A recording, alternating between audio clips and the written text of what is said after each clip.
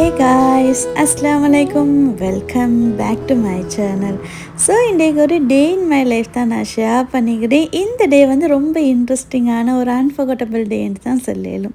நீங்கள் வீடியோவை கண்டினியூவாகவே பாருங்கள். பிகாஸ் உங்களை எல்லாருக்கும் பிடிச்ச மாதிரி ஒரு டே ஆயிக்குமென்னு நம்புகிறேன். ஸ்கிப் பண்ணாமல் ஃபுல்லாகவே பாருங்கள். So let get start with the video.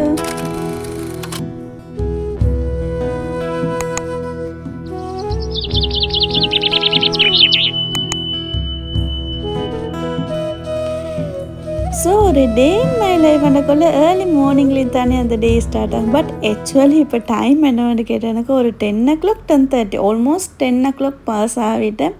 இப்போ தான் இந்த டேயே ஸ்டார்ட் ஆகுறது. ஏர்லி மார்னிங் வேக்கப் பண்ணுறது தான். பட் அந்த டைமில் பெருசாக எந்த ஒரு ஷூட் பண்ணுற அந்த மாதிரி வீடியோஸ் எதுவுமே இல்லை. மார்னிங் எலும்பி சுபகெல்லாம் தொழுதுட்டு அதுக்கப்புறம் திரும்ப தூங்கிட்டு அதுக்கப்புறம் திரும்ப இப்போ தான் எலும்பி வந்தது கிச்சனுக்கு.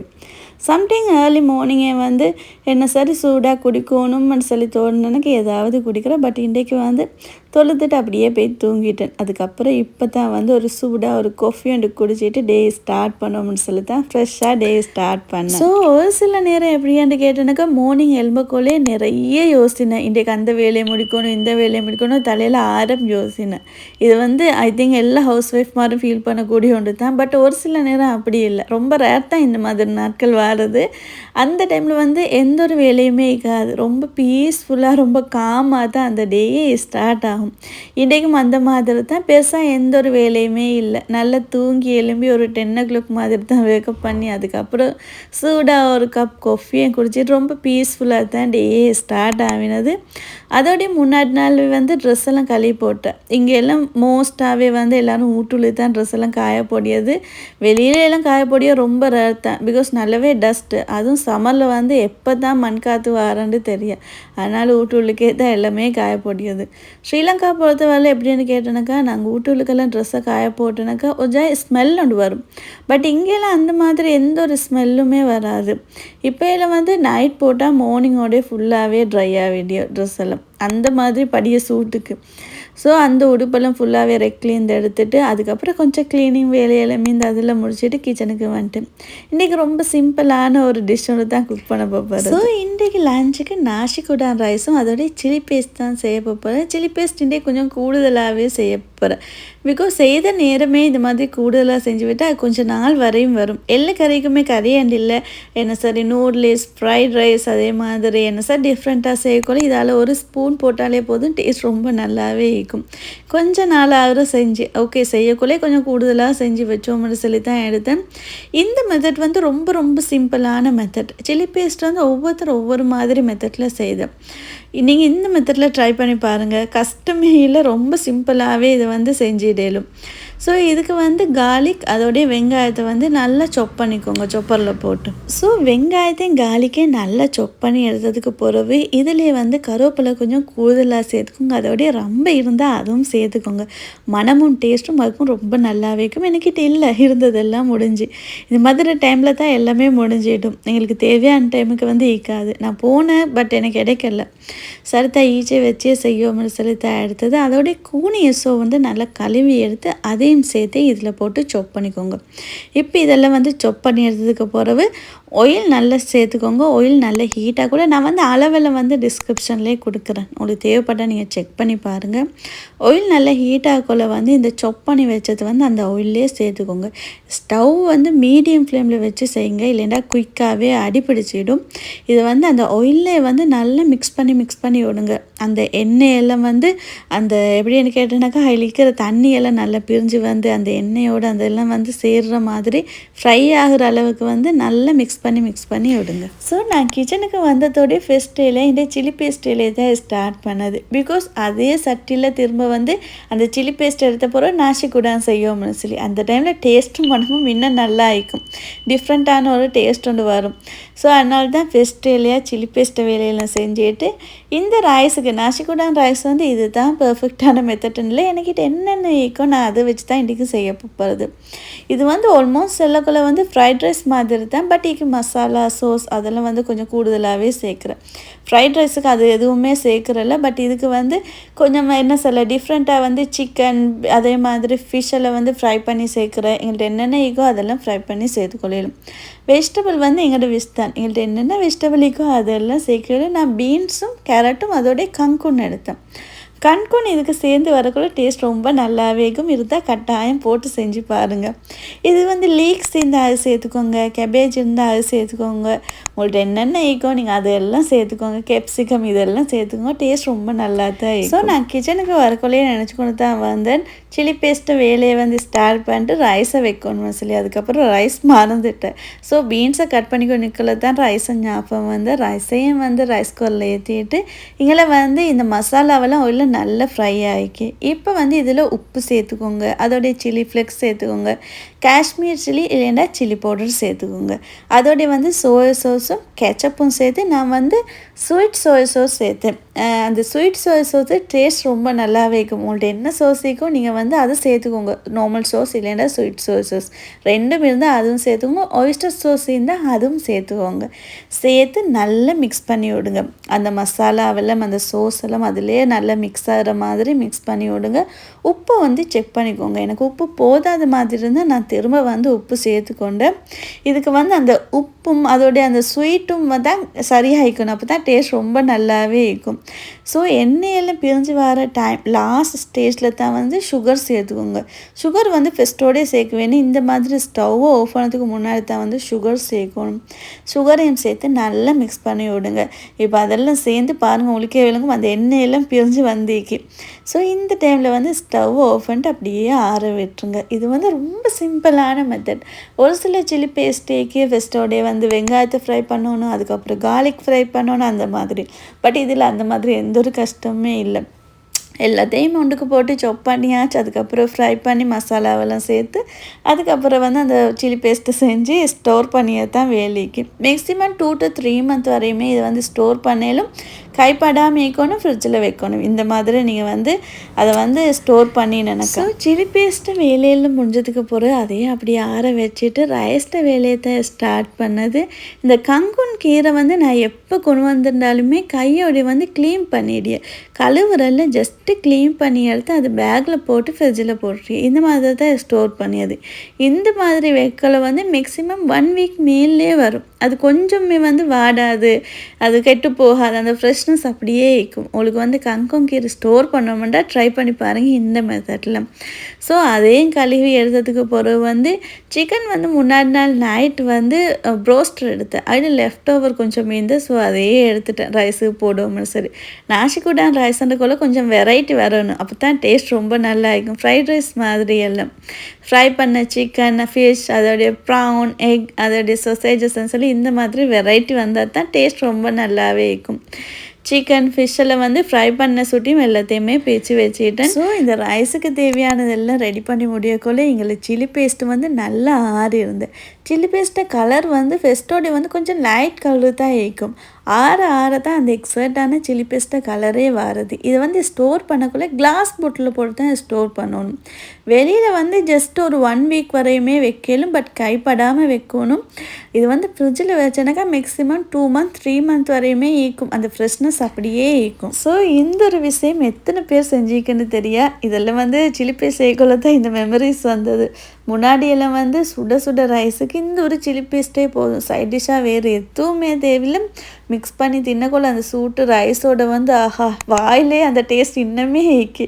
ஸோ சில்லி பேஸ்ட் செய்யக்குள்ள எனக்கு அந்த மெமரிஸ் தான் வந்து. அது மட்டும் இல்லை, ப்ரெட்டுக்கும் ரொம்ப நல்லாவே இருக்கும். நீங்கள் இது வரைக்கும் ட்ரை பண்ணலைன்னா ட்ரை பண்ணி பாருங்கள். ட்ரை பண்ணினதுக்கு பிறகு நான் கேரண்டி இல்லை இந்த டேஸ்ட் உங்களோட வாயில் நின்றுனக்கா. அதுக்கப்புறம் நீங்கள் 1 month வரையும் ஸ்டோர் பண்ண வேண்டிய சில்லி பேஸ்ட்டை வந்து 1 weekலேயே முடிச்சிடும்.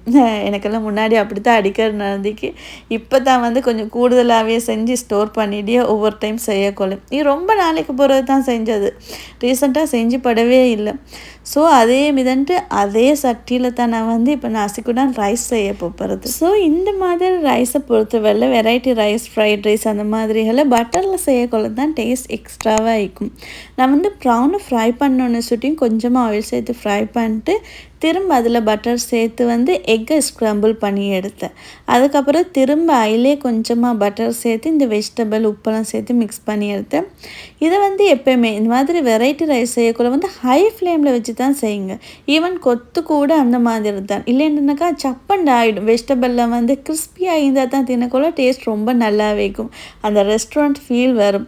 ஸோ இதெல்லாம் சேர்த்து நல்லா மிக்ஸ் பண்ணிவிட்டு இதில் வந்து கங்குன் சேர்த்துக்கோங்க. கங்குனுக்கு வந்து அவ்வளோ பெருசாக டைம் எல்லாம் எடுக்காது, குயிக்காகவே வதங்கிடும். நாசிகுடான் ரைஸை பொறுத்தவரையில் அது ஸ்பெஷலே வந்து ஃப்ரை பண்ண சிக்கன், மீன், ப்ரவுன், அதோடைய சொசேஜஸ் உங்கள்ட்ட என்னென்ன இருக்கோ அதெல்லாம் ஃப்ரை பண்ணி சேர்த்துக்கோங்க. இந்த மாதிரி சேர்க்குறதால தான் எக்ஸ்ட்ராவாக இது டேஸ்ட்டே ரொம்ப நல்லாவே இருக்கும். அதோடைய வந்து சோஸுக்கு வந்து நான் வந்து கெச்சப், அதோடைய வந்து சோயா சாஸ் சேர்த்தேன். ஸ்வீட் சோயா சாஸ் தான் சேர்த்தது.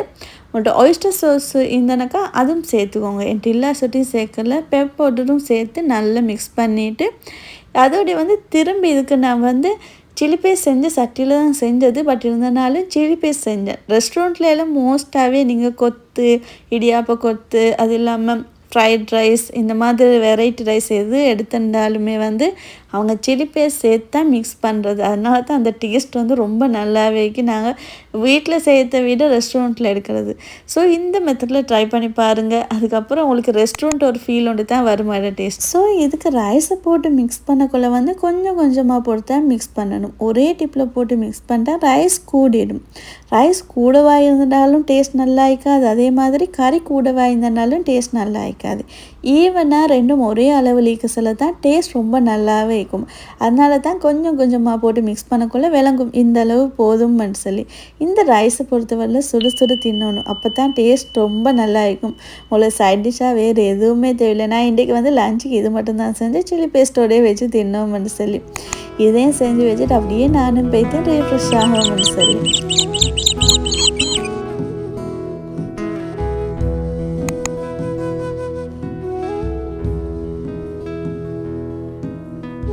ஸோ எப்பயுமே இந்த மாதிரி வெரைட்டி ரைஸ் செஞ்சனாக்கா அதுவும் வந்து நிறைய ஆயில் போட்டு அந்த மாதிரி ரைஸ் செஞ்சனாக்கா வந்து ஒரு கிளாஸ் வந்து கேர்ட் எடுக்கிறேன். பிகாஸ் இது வந்து கேஸ்ட்ரிக் ஆகிடும். அதை பேலன்ஸ் பண்ணத்தான் கேர்ட் வந்து ஒரு கிளாஸ் எடுக்கிறேன். லன்ச் திண்டு முடிஞ்சதுக்கு பிறகு வந்து நைட் மீன் மகரிப் தொழுதுட்டு தான் வந்து என்னை கிவ் அவே வின் பண்ணினேன். அதை கலெக்ட் பண்ண போகும்னு சொல்லி தான் போனது. போகிற வழியே ஸ்ரீலங்கா ரெஸ்டாரண்ட் போய்த்து டீ ஒன்று குடிச்சிட்டு அங்கே ஸ்நாக்ஸ் தின்ட்டு அதுக்கப்புறம் இனிமேல் தான் போகணும்.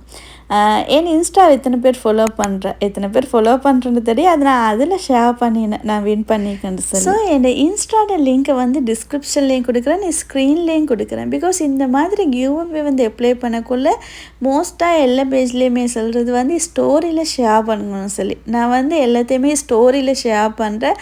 அந்த டைமில் இந்த மாதிரி கிவ்அவேக்கு உங்களுக்கும் அப்ளை பண்ணலும். ஒரு சிலர் வந்து கிவ்அவே வந்து சிலவங்களுக்கு வந்து அந்த பேஜ் ஃபாலோ பண்ணிக்காது, அதனால் அவங்களுக்கு வராது. நீங்கள் ஃபாலோ பண்ணலைன்னா ஏன் பேஜை ஃபாலோ பண்ணிக்கோங்க. நான் நிறைய கிவ் அவேக்கு வந்து அப்ளை பண்ணிக்க, பட் ஹோப் வைக்கிறல்ல நான் வின் பண்ணணும்னு சொல்லி. இதெல்லாம் வந்து அன்எக்ஸ்பெக்டாக வின் பண்ண ஒன்று தான். என்னோடய ஃப்ரெண்ட்ஸ்மா நிறைய பேர் சொல்கிறேன், உங்களுக்கு வந்து அடிக்கடி நிறைய கிவ் அவே கிடைக்கிறேன், நீங்கள் நிறைய கிவ் அவேல வின் பண்ணுறேன்னு சொல்லி. நான் வந்து எனக்கு தெரிஞ்சவங்களை எல்லாம் டெக் பண்ணுறேன், ஸ்டோரியாகவும் ஷேர் பண்ணுறேன். ஸோ ஸ்டோரியாக ஷேர் பண்ணக்குள்ள வந்து என் ஸ்டோரி நிறைய பேர் பார்க்குறவங்களுக்கு அவங்களுக்கு கூட அதை வந்து அப்ளை பண்ணி வின் பண்ணலும். அதனால தான் ஸ்டோரியாகவும் ஷேர் பண்ணுறேன். ஃபாலோ பண்ணேன்டா ஃபாலோ பண்ணிக்கோங்க. ஸோ நான் செகண்ட் ப்ளேஸ் தான் வின் பண்ணினது. First place, second place, third place இல்லை, இது வந்து 1 வீக்குக்கு பிறகு தான் இப்போ வந்திக்கு நான் வந்து கிவ் அவே வந்து எடுப்போம்னு சொல்லி. இது வந்து ஷல்வார் ஃபுல்லாகவே பாகிஸ்தானி ஷல்வார் ஷாப் ஒன்று தான். இங்கே வந்து நான் போனது வந்து ஃபஸ்ட்டோட எனக்கு செகண்ட் ப்ளேஸுக்கு தந்தது ஒரு ஷல்வார். பட் அந்த சைஸ் இல்லை, சுட்டியும் சரி தான் வேறொரு ஷல்வார் உண்டு தரணும்னு சொல்லி அவங்க வேறொரு ஷல்வார் உண்டு எனக்கு தந்தேன்.